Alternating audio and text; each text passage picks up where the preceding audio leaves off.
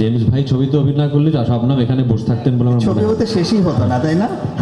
একটু আগে আমি বলছিলাম, আমাকে এই প্রশ্নটা করা হয়েছে কেন জেমস নয়।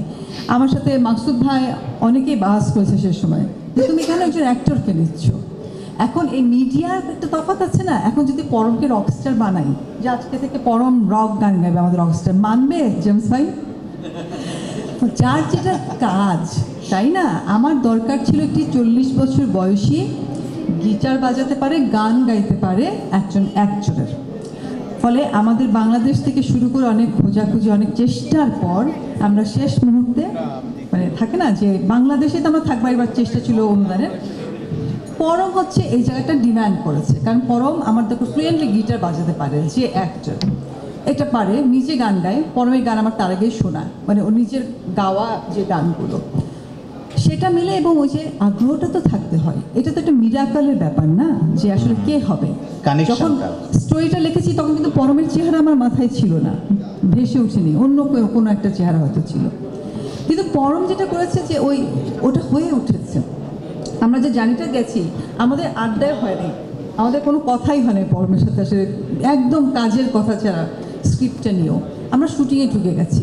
আমার মনে হচ্ছে আমরা 7 দিনের দিন আমি প্রথম পরমের সাথে সকালে 15 মিনিট একটা আলাপ করলাম যে আমরা তো এতটুকু 6 দিন শ্যুট করে ফেলেছি, এখন আমরা একটু বুঝিয়ে নিই বিষয়টা কী। ফলে চোখের সামনে আমি দেখেছি যে পরম আমাদের যে চরিত্র রাজীব হয়ে উঠছে, সেই ব্যাপারটা ছিল। এবং আমাকে শেষের দিকে আর কিছুই বলতেই হয় নাই পরমকে, এরকম মানে আমি বলার আগেই সেই অ্যাকশনটা সে দিয়েছে। আরও অনেক করেছে, সেগুলো আমরা পরে বলবো যে কী পরিমাণ হেল্প করেছে, কারণ পরম খেয়েছে কিনা সেটা খোঁজ নেবারও সময় আমাদের ছিল না। যেটা বলছিলাম যে অ্যাক্টরের জায়গাটা আসলে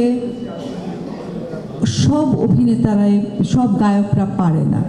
সব গায়কই, ওর নাম কি, বন জোভি অভিনয় করেছে আরেকজন, একমাত্র ওয়ালটন এসি দিচ্ছে 1 বছরের রিপ্লেসমেন্ট গ্যারান্টি এবং কম্প্রেসারের 10 বছরের গ্যারান্টি।